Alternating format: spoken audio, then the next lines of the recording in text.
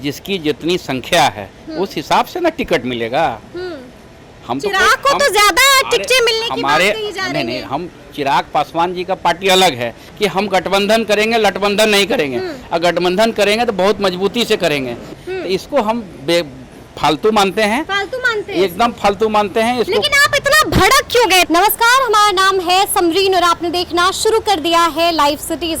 लोकसभा चुनाव 2024 जैसे जैसे करीब आ रहा है वैसे वैसे राजनीतिक गलियारों में हलचल मच गई है। आपको मालूम है कि अभी हाल ही में दिल्ली में बीजेपी की कोर कमेटी की बड़ी बैठक हुई थी और इस बैठक में जो फैसला लिया गया है इससे सहयोगी दल, देखिए वैसे दल जो महागठबंधन को छोड़कर एनडीए में शामिल हो सकते थे, उन्हें बड़ा झटका लगा है। और सबसे ज्यादा झटका लगा है वीआईपी को, क्योंकि चर्चा ये है कि बीजेपी वीआईपी को सिर्फ एक सीट देने को राजी है। तो अब ऐसे में आगे क्या कुछ होगा, इस तमाम चीजों पर आज चर्चा करने के लिए हमारे साथ मौजूद है वीआईपी के राष्ट्रीय प्रवक्ता देवज्योति जी। तो सबसे पहले तो देवज्योति जी ये बताइए कि वीआईपी कहलाने वाले, मतलब राजनीति में वीआईपी कहलाने वाले मुकेश सैनी एक बार फिर से बीजेपी के लिए इतने आम हो गए हैं। वीआईपी पार्टी ने तो अभी तय नहीं किया है कि गठबंधन किसके साथ होगा। हम तो पहले ही से हम एक सैकड़ों बार कर चुके हैं कि किसी के साथ गठबंधन होगा तो लटबंधन नहीं होगा। अभी हमारा 25 जुलाई को हमारे नेता इसमें निर्णय ले सकते हैं कि हमारी पार्टी जो हमारा चुनाव चिन्ह है नाव छाप, वो नाव छाप जो है किस तरह जाएगा, किस तरह आगे राजनीति करना चाहिए। तो उससे पहले कोई भाजपा का तो कोई बड़े नेता का बयान नहीं आया। कोई नेशनल टीवी चलाया कि वीआईपी 11 सीट मांग रही है, कोई चलाया कि 1 सीट दे रही है। तो कोई भारतीय जनता पार्टी का कोई अधिकृत नेता या कोई बड़े नेता का इसका बयान आया तो इसको हम फालतू मानते हैं, एकदम फालतू मानते हैं इसको। लेकिन आप इतना भड़क क्यों गए थे? क्योंकि जैसे ही ये निकल कर आया तो आप भड़क गए कि वीआईपी के साथ ऐसा। भड़कने की बात नहीं है। हम लोग दुल्हा नहीं है, हम लोग बाराती हैं। हम फिर से बोल रहे हैं, हम लोग दुल्हा नहीं है। जिसको दुल्हा बनना है, जो दुल्हा बनेगा, 2024 का जो महासंग्राम है, जो लोकतंत्र की सबसे बड़ी परीक्षा है, उस परीक्षा में पास करने के लिए हम लोग की सहायता की जरूरत पड़ेगी। ये मुझे अच्छी तरह पता है और हमारे पार्टी को भी पता है। तो हम लोग अति पिछड़ों की पार्टी हैं। हम लोग बाबा भीमराव अंबेडकर साहब का संविधान की रक्षा कैसे हो उसके बारे में विचार करते हैं, उसके बारे में हम लोग बात करते हैं।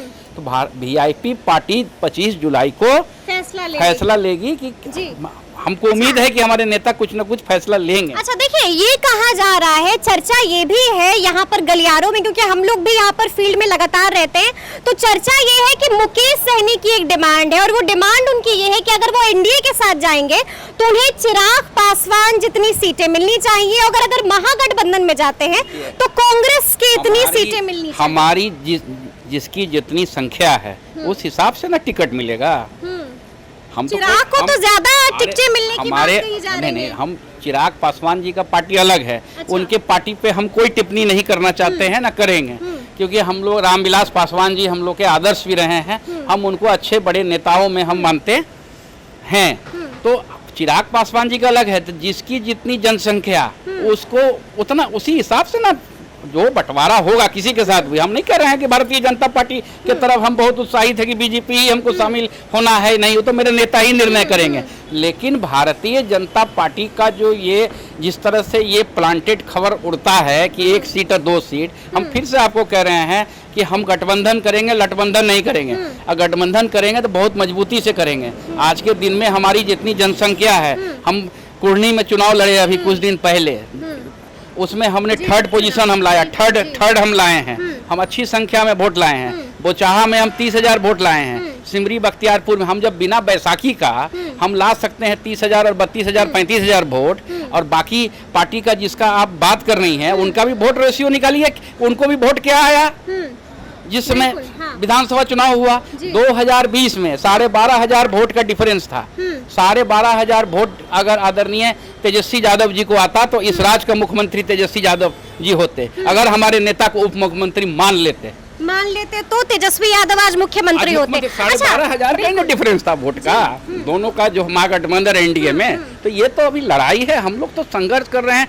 हमारी पार्टी तो गरीब लोगों की बात करती अच्छा, है। लेकिन तो देव ज्योति जी थोड़ा अटपटा लगा। अटपटा इस बात का लगा कि 2019 में आप लोगों ने 3 सीटों पर चुनाव लड़ा था और अब जब बीजेपी इस तरह की बात कह रही है कि सिर्फ 1 सीट, तो यहाँ तो लोग बढ़ता है, कद बढ़ता है राजनीति में, आप लोग का कद घटता चला जा रहा आज है। हमारी पार्टी हाँ। 40 सीट में लड़ने की ताकत रखती है। 2019 लेकिन ये मानने को तैयार नहीं है 2019 ना से हमारी बीजेपी। 2019 से 2023 है। ये तो आप कह रहे हैं, बीजेपी कहाँ मानने को तैयार है? हम इसके लिए तो आप फिर से सामने वाला क्या माने नहीं माने, हाँ। सामने वाला को भी 2 अंक दिया है, मुझे भी 2 अंक दिया है, सब सारे लोगों को 2 अंक दिया है।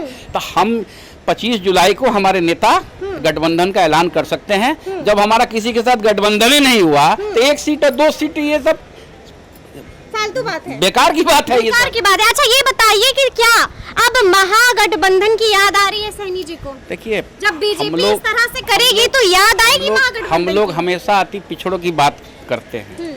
हमारा जो कर्पूरी ठाकुर जी लोकनायक, जो अब जहाँ खड़ा होकर हम बोल रहे हैं, ये एयरपोर्ट भी देखिए लोकनायक जयप्रकाश नारायण जी के नाम से बना हुआ है। तो हम लोग बैक बेंचर्स का बात करते हैं। गरीब जो है, जिस तरह से आगे कैसे बढ़े गरीब, उसके बारे में बात करते हैं। तो जो हमारी बातें हैं, जो हमारा नेता का आदरणीय सन ऑफ मला मुकेश सैनी जी का जो विचार है, उस विचार के साथ जिसका विचार मिलेगा गठबंधन उसके साथ। अगर महागठबंधन मतलब अगर महागठबंधन में भी सिर्फ 1 सीट मिलती है, यही रवैया होता है, तब क्या करेंगे सैनी जी? बीजेपी भी 1 सीट पे राजी है। 25 जुलाई का इंतजार कीजिए, हाँ। बहुत कुछ तस्वीर आपको साफ मिलेगा। बहुत कुछ होने वाला है 25 जुलाई को। तो देखिए, साफ साफ देव ज्योति जी ने यहाँ पर बता दिया है कि 25 जुलाई का इंतजार कीजिए, बड़ा खेल हो सकता है और मुकेश सैनी कुछ बड़ा कर सकते हैं। तो अब देखना है कि आगे क्या कुछ होगा। तो इस तरह के तमाम अपडेट्स के लिए ऐसे ही हमारे साथ बने रहिएगा और देखते रहिएगा लाइव सिटीज। बहुत शुक्रिया।